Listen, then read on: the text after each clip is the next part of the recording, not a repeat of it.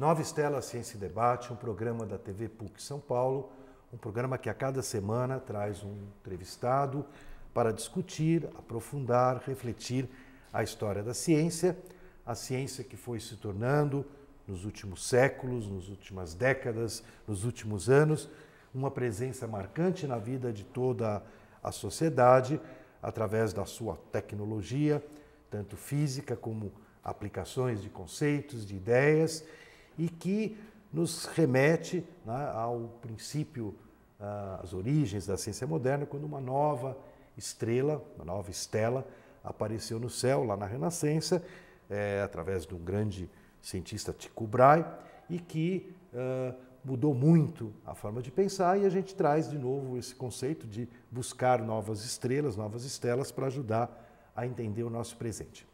Nós temos hoje de volta, aqui ao Nova Estela, a Cristiana Couto, que se doutorou em História da Ciência em 2011, aqui na PUC São Paulo. Aliás, o programa de História da Ciência ele não fica aqui no campus Monte Alegre, que todo mundo conhece, fica no Marquês de Paranaguá, do outro lado da Consolação, uma pequena ilha verde em São Paulo, um prédio do Rino Leve maravilhoso, vale uma visita. E a Cristiana, ela se formou, fez o seu doutoramento conosco e deve em breve começar o seu pós-doutoramento aprofundando as suas pesquisas. As pesquisas da Cristiana são pesquisas que às vezes fogem um pouco os enfoques de física, química, biologia aqui da Nova Estela e enfocam um tema que, na verdade, pode ser menos comum no nosso programa, mas é de uma importância vital para todos os seres vivos, especialmente os seres humanos, que é a história da alimentação. Cris, bem-vinda de volta ao Nova Estela. Agradeço a sua disponibilidade de retornar ao programa e conta para nós o que você vem pesquisando, qual é o seu projeto aí de pós-doc, como é que a gente está na história da alimentação tão importante. Bom, Zé, obrigada pelo convite, é um prazer estar aqui de novo. Depois de alguns anos, né, eu vim apresentar minha pesquisa de mestrado e agora já na de doutorado. Bom, o meu trabalho, eu sou jornalista na área de gastronomia já há quase 15 anos e esse foi um dos motivos, essa paixão me levou a procurar o programa de História da Ciência e desde então eu venho desenvolvendo um trabalho sobre história da alimentação, né? Na verdade, conciliando a ciência com a alimentação, vendo como é que é a intersecção desses dois assuntos, que não só se interligam na modernidade, né? Como hoje a cozinha molecular, falam tanto da cozinha molecular, né? Que aproximou a ciência da alimentação, isso na verdade não é bem verdade, a ciência sempre esteve lado a lado com a alimentação nas suas diversas formas ao longo do tempo.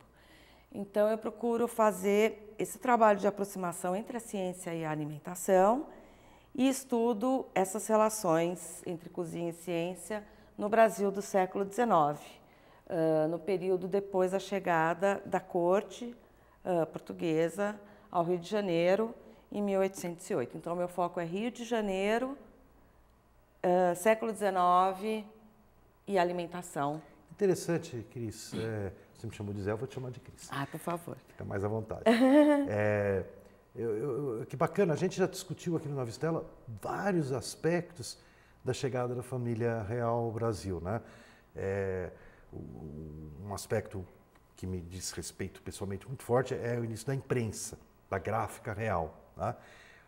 Que ao mesmo tempo também está ligado com a biblioteca que os portugueses trouxeram naquele momento. Então, é quase que o início do livro, né, da impressão de livro, revistas, livros no Brasil.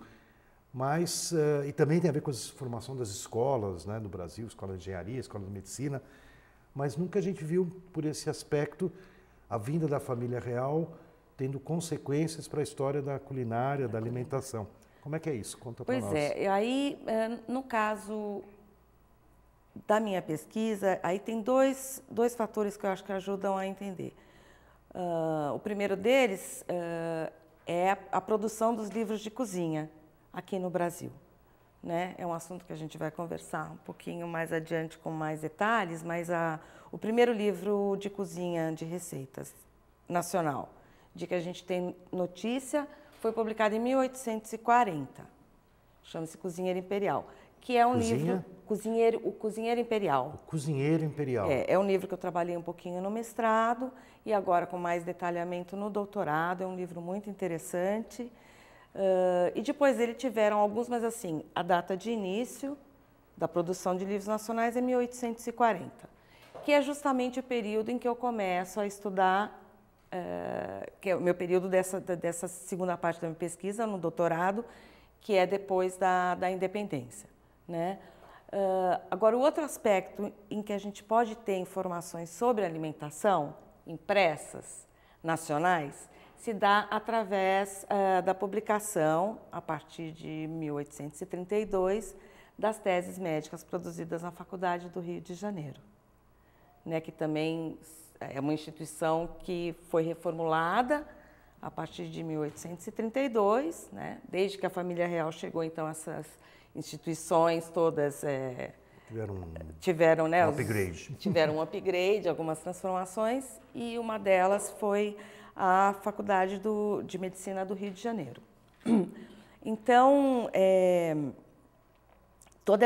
havia uma produção um pouco similar, do que a gente tem hoje, de teses e tal. Para o médico se formar, ele tinha que produzir uma tese em que ele discorria sobre algum assunto, né? E muitas dessas teses estavam relacionadas à alimentação. Olha que interessante. E de que maneira... A gente pensa que é uma coisa recente, né? E é bem pois antiga, é, né? isso que eu estou falando, né? Agora está muito em moda essa coisa da cozinha molecular na gastronomia, né? Na minha área de atuação. E muitas pessoas falam, não, porque agora a ciência estava afastada da alimentação e agora elas caminham juntas da gastronomia por conta das transformações químicas que acontecem nos processos culinários e tal. E, na verdade, não é bem assim, né? Por exemplo, no século XIX, para a gente não voltar muito atrás, a alimentação estava muito conectada à saúde e à ciência, né? De que maneira? Então, por exemplo, nessas teses de médicos que nós avaliamos mais de 300 trabalhos, né, ao longo, desde 1832 até próximo a 1890. Era um tema bastante forte. Por quê? Porque a alimentação estava diretamente relacionada com a manutenção da saúde, né? E o Rio de Janeiro, nesse período, tinha várias epidemias e várias doenças, né, tropicais, inclusive, e cuja explicação estava relacionada com a alimentação. Quer dizer, a alimentação, se ela não era uma causa direta da instalação de algumas doenças, ela era uma causa que eles chamavam de causa predisponente, ou seja, ela predispunha o organismo a receber, enfim, a ficar doente, né? Então, é um assunto muito estudado. E com raízes muito antigas ainda, porque nós estamos aqui num período em que a química está emergindo como ciência, né? A grande ciência do século XIX, mas ela ainda está começando a explicar os processos nutricionais relacionados mesmo à alimentação, né? Então, muitas das explicações sobre alimentação e nutrição ainda estão muito relacionadas à medicina. E é uma medicina muito antiga que vem aí desde Hipócrates, né? Então, o que acontece? Algumas das doenças mais importantes sobre as quais se falava, e são, claro, doenças muito antigas, eram as febres. Então, como é que eles explicavam o surgimento das febres, que vinha muitas vezes de forma epidêmica também, como algumas outras doenças? Eles achavam que as febres eram decorrentes dos miasmas. Miasmas é um conceito muito antigo e seria uma espécie de ar poluído, ou seja, em regiões em que havia pântanos, um clima úmido e quente, isso ensejava, por exemplo, aí animais ou plantas em estado de putrefação. Tudo isso subia na forma de um miasma, que eram partículas muito sutis e deletérias que estavam presentes no ar. Então, dessa maneira, eles explicavam por que algumas doenças aconteciam de maneira epidêmica, porque esse ar contaminado atingia várias pessoas ao mesmo tempo, né? E como é que esse miasma entrava no corpo das pessoas? Ou era através da respiração, ou era através da ingestão de alimentos e bebidas. Então, por isso, a alimentação era uma coisa muito importante, porque nessa época ainda a gente não tinha o conceito de o que ficou o paradigma parasitológico, microbiológico, enfim, o de haver um ser, um elemento, um ser vivo que causasse doenças, né? Desculpa, paradigma microbiano.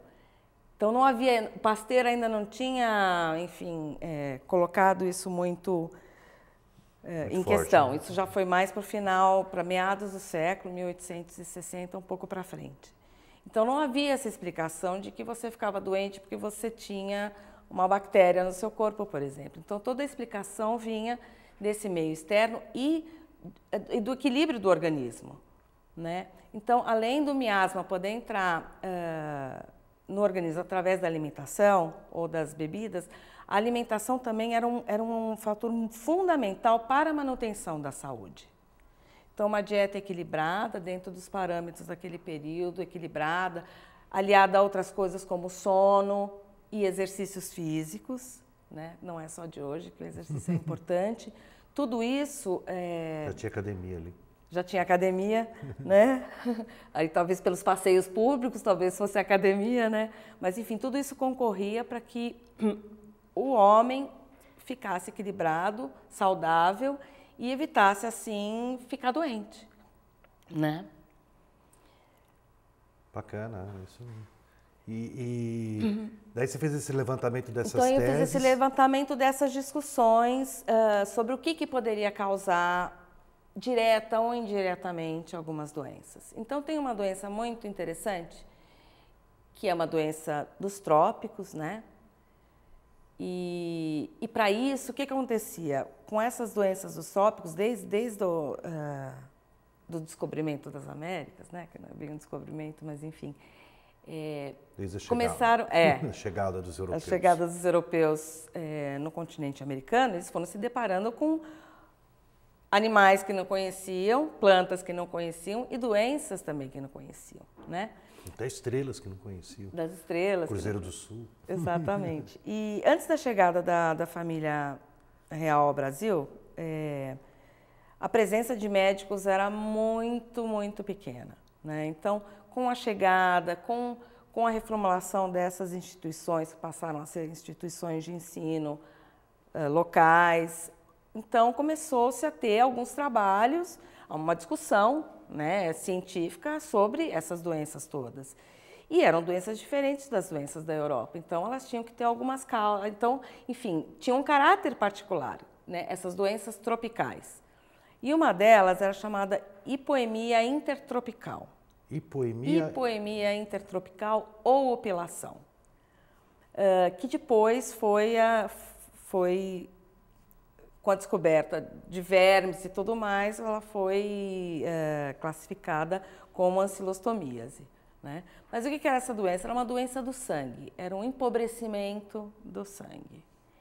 E uma das causas, e muitos médicos cariocas, havia sempre controvérsias, né? Na ciência, nunca é uma ideia só que domina, né? Sempre há os debates, a polêmica, a controvérsia. Então, vários médicos muito importantes na época começaram a pesquisar essa doença e, por algum motivo, ela ocorria muito em Minas Gerais. Eu acredito que por conta... talvez depois do ciclo do ouro e tudo mais, em que havia também uma porção, uma população importante de negros, né, que eram escravos. Enfim, isso pode ser uma explicação e uma população também bastante pobre. O fato é que em Minas Gerais havia muito da incidência dessa doença, só que em Minas Gerais também havia uma alimentação forte baseada na carne de porco. Então, muitos médicos acabaram achando que a hipoemia intertropical era causada pela ingestão de carne de porco. E como é que carne de porco e milho, duas coisas que os mineiros consumiam em grande quantidade. Faz parte da culinária mineira. E aí como é que eles explicavam? Eles achavam que o porco, que já tem uma tradição de ser um animal sujo, né? Em várias culturas já tinha um pouco dessa tradição. Então eles achavam que o tradição judaica nem é uma comida kasher. Pois é. Então acho que também vem dessa, né, dessa concepção um pouco também. E eles achavam que os porcos comiam coisas que não eram apropriadas, né? E que também se cansavam muito nas viagens, porque muita dessa carne ia para o Rio de Janeiro, por exemplo. Então, que isso fazia com que essa carne não ficasse boa e causasse essa doença, né? Mas o interessante é observar, Zé, que como essa relação de inferioridade que os trópicos tinham com relação à Europa se faz presente até nisso que não, né, até em coisas das mais cotidianas. Por quê? Porque as referências dos médicos eram a produção de médicos europeus. Essa produção não tinha como explicar uma doença nos trópicos. Então, a explicação maior para isso é o quê? Tinha muito a ver com o que eles achavam que era uma inferioridade dos trópicos. Porque um pensamento geral que percorreu muito o século XIX, né, que é até relacionado com a ideia de progresso, é que a Europa era mais desenvolvida, já existia há mais tempo, habitada há mais tempo, enfim, ela era mais desenvolvida, tinha um grau de civilidade maior e que a África, e principalmente as Américas, que era o mundo novo, ainda não tinha atingido esse grau de civilidade. Então, a população americana ainda estava numa fase de infância da civilização. E, portanto, tudo que se referia aos trópicos era inferior, ainda porque não estava nesse estágio avançado de civilização. Então, assim eram as plantas, assim eram os animais, assim eram os índios que habitavam aqui com a chegada dos portugueses, e assim era a alimentação. Por aqui. Né? Então, o milho, que é de origem americana, não era tão nutritivo quanto o trigo, por exemplo, ou qualquer outro cereal ou vegetal que participasse. E ainda causava doenças. E ainda causava doenças. Olha só. Né? E até por alimentar escravos, né, ainda era visto também como um alimento ainda mais inferior, como a carne de porco, por exemplo. Então, essa era uma explicação baseada aí numa teoria bastante antiga, e aí e essa confluência das coisas, quer dizer, acontecer num lugar em que essa alimentação também acontecia com mais regularidade, ou era mais comum, fez com que isso fosse dado como uma causa de uma das doenças nossas, né? Puxa vida. Quer dizer, aqui é um aspecto bastante interessante que você vê uma concepção europocêntrica, né? Isso. Passando vamos dizer assim, num ambiente científico no Rio de Janeiro. No né? Rio de Janeiro, exatamente. Agora, ao mesmo tempo em que essas concepções sobre as doenças advindas dos miasmas, e que isso acontecia muito mais aqui porque tinha esse clima quente e úmido, porque tinha uns pântanos. Eles queriam até cortar as montanhas do Rio de Janeiro. Houve discussões seríssimas sobre isso, porque nessa concepção as montanhas atrapalhavam a circulação do ar, então esse ar contaminado causava mais doenças e tudo mais, então queriam cortar os morros do Rio de Janeiro para que o ar pudesse circular melhor. Ainda bem que a moda não pegou, né? Ainda bem que a moda não pegou. Mas, ao mesmo tempo que havia essa concepção, também estava emergindo, aí, em meados do século XIX, as concepções químicas, de uma química, enfim, mais moderna, e que estava explicando como é que se davam os processos nutricionais. E, então, nesse período, também tem uma teoria química muito interessante, que se chamava teoria da animalização. Da animalização. Animalização. Então, como é que era essa teoria?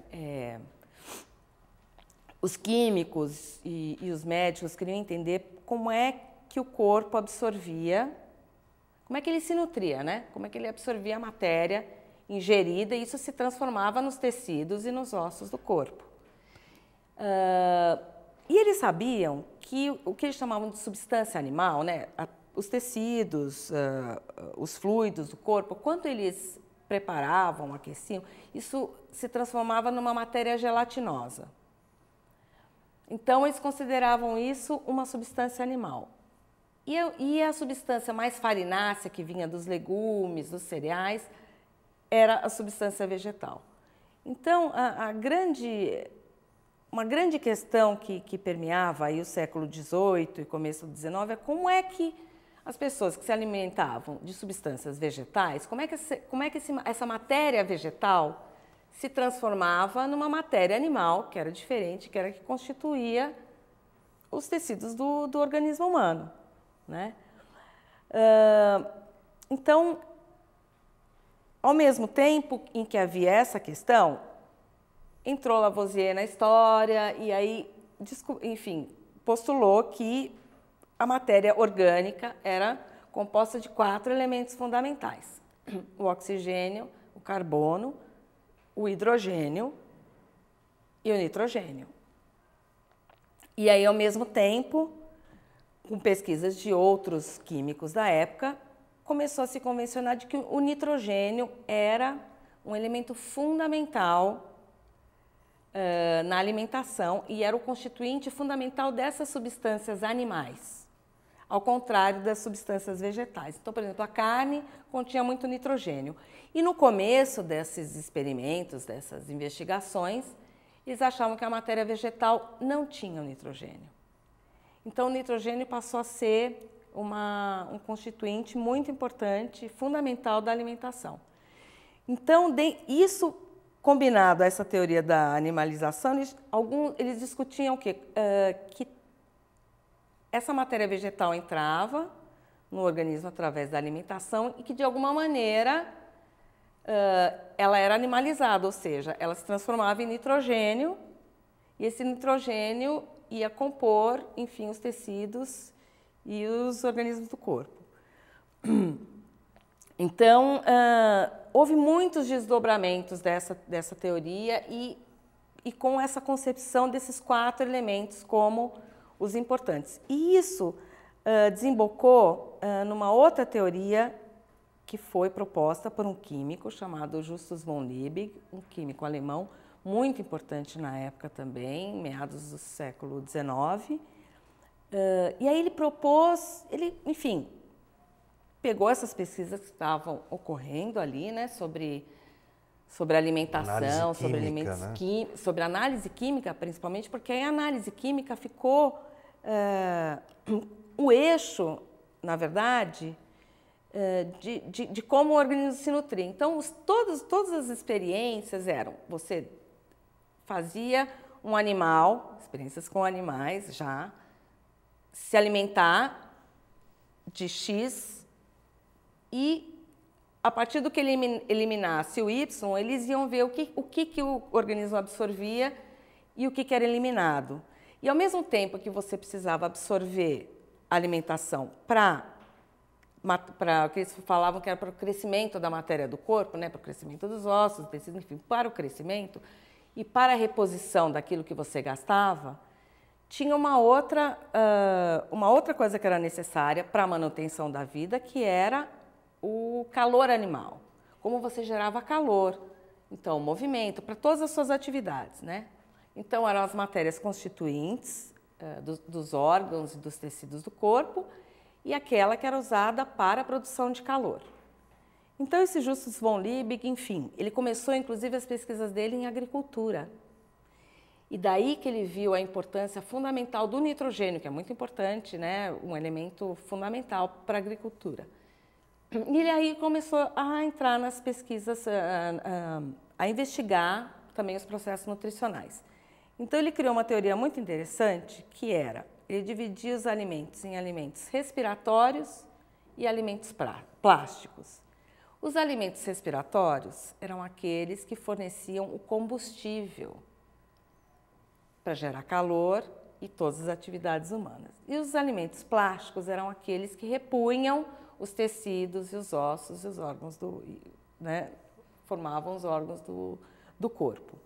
E essa teoria foi muito difundida, teve muita controvérsia e apareceu também nas teses desses médicos cariocas que discutiam a alimentação.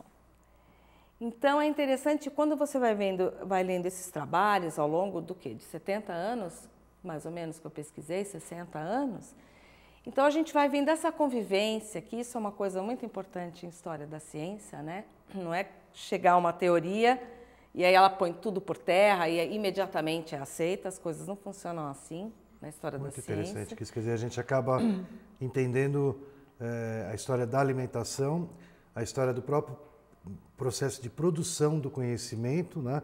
Como essas novas teorias que acontecem lá na Europa chegam e vão sendo adequadas aqui pelas nossas condições. Cris, a gente está muito embalado, mas televisão é assim, Nova Estela, esse debate vai chegando ao final de mais um programa que a gente teve a Cristiana Couto como convidada e nos jogou luz aí para uma área bastante pouco explorada, assim, pelos nossos convidados, que é a área da história da alimentação, que também, né, assim como a gente fala da tecnologia, mas a alimentação, muito antes da tecnologia, invade, né, está sempre presente no nosso cotidiano, na cozinha, na mesa, no dia a dia, e que com as pesquisas da Cris a gente pode entender melhor esse processo do conhecimento científico relacionado à alimentação no século XIX.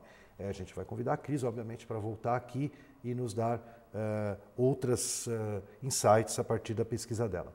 Nova Estela Ciência e Debate se despede nessa semana e convidando a todos na semana que vem mais um programa. Quem quiser assistir os programas que já aconteceram, pode procurar no YouTube, Nova Estela, está lá os programas no ar.